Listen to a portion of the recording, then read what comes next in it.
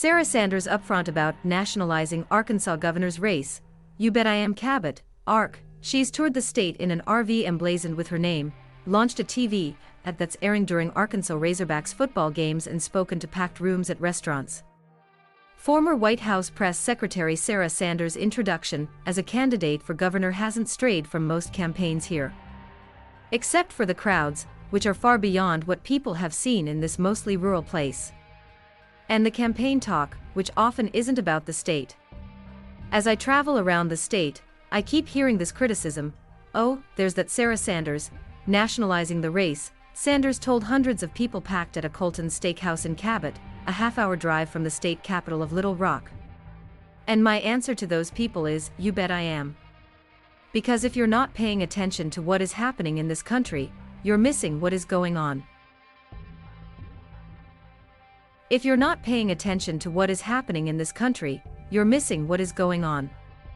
Former White House Press Secretary Sarah Sanders greets supporters at an event for her campaign for governor at a Colton's Steakhouse in Cabot, Arkansas, Friday, September 10, 2021. Sanders' celebrity as former President Donald Trump's spokesperson granted her immediate frontrunner status in one of the nation's most Trump-friendly states. It's also transforming politics in a place where voters in state races are used to hearing overwhelmingly about Arkansas taxes, Arkansas roads, and Arkansas schools. This is hardly the only state where local politics isn't local anymore. Republican candidates for governor elsewhere also are focused more on President Joe Biden than their own opponents and on federal, rather than state, issues. And many Democrats would rather talk about Trump than about their rivals. Her approach suggests she understands the contemporary electorate in Arkansas and everywhere, said Janine Perry, a political science professor at the University of Arkansas. Politics, Perry said, is in a period of profound nationalization. Her approach suggests she understands the contemporary electorate in Arkansas and everywhere. It's a sharp contrast with past races for governor in Arkansas, where Republican Governor Asa Hutchinson campaigned on requiring computer science education in schools.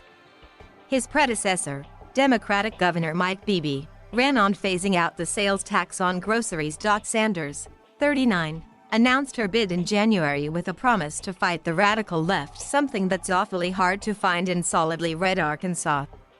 On Twitter and elsewhere, she rails against Biden on his coronavirus pandemic response, immigration, and the withdrawal from Afghanistan. Sarah Sanders is not running for governor of Arkansas. She is running on a national stage, said Michael John Gray, a former chair of the state Democratic Party, who's now heading an independent committee focused primarily on defeating Sanders' bid. Sanders' approach reflects just how polarized the country has become in recent years. Invoking unpopular national Democratic figures is seen as the best voter-motivating tactic, even in local races.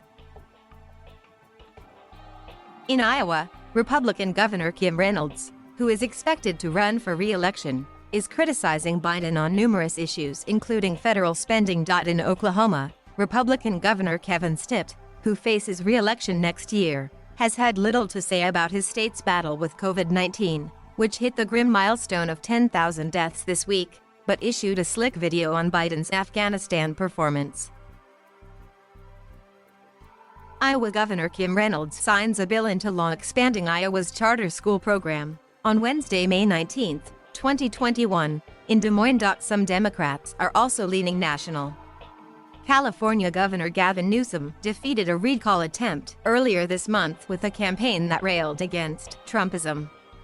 New Jersey Governor Phil Murphy is campaigning on abortion rights and gun control, and at a recent rally, he criticized states like Florida and Texas for their right-wing policies.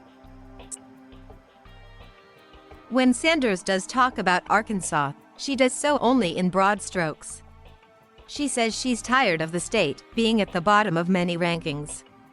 She said she wants to eliminate the state's income tax, though she offers no hints on how. She also mentions doing something on education and workforce training, which she said hasn't changed substantially since her father, Mike Huckabee, was governor from 1996 to 2007. In Oklahoma, Republican Governor Kevin Stitt, left, who faces re-election next year, has issued a slick video on President Biden's Afghanistan performance. "We have to stop just trying to push kids through the system and actually focus on how are we preparing them to go into the workforce," she told the Associated Press. Though best known for her White House briefings, during which she sparred with reporters and faced questions about her truthfulness, Sanders is no stranger to the state's politics. She appeared in TV ads for her dad's campaigns in the 1990s and early 2000s and chaired Arkansas Senator John Boozman's campaign. She's mostly steered clear of referring to the current governor, Hutchinson, whom Trump has branded as a rhino, or Republican in name only, after he vetoed an anti-transgender bill. Hutchinson is barred by the state's term limits from running for governor again. Her first TV ad features footage of her dad and former President Bill Clinton as they marked the 40th anniversary of Little Rock Central High School's desegregation.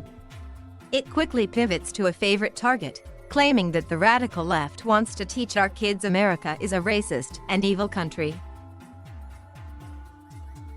Radical left wants to teach our kids America is a racist and evil country.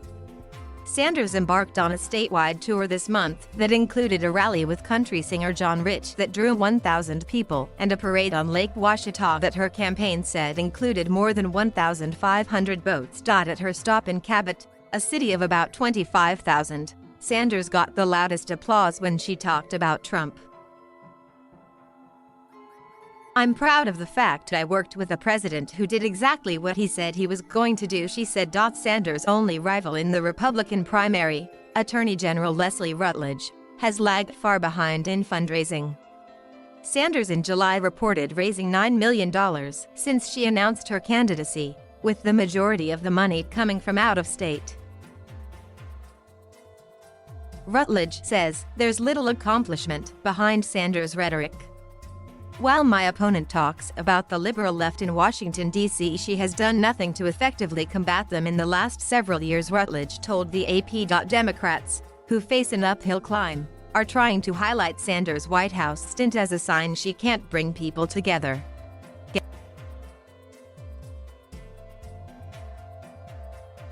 Thank you for watching. Please subscribe,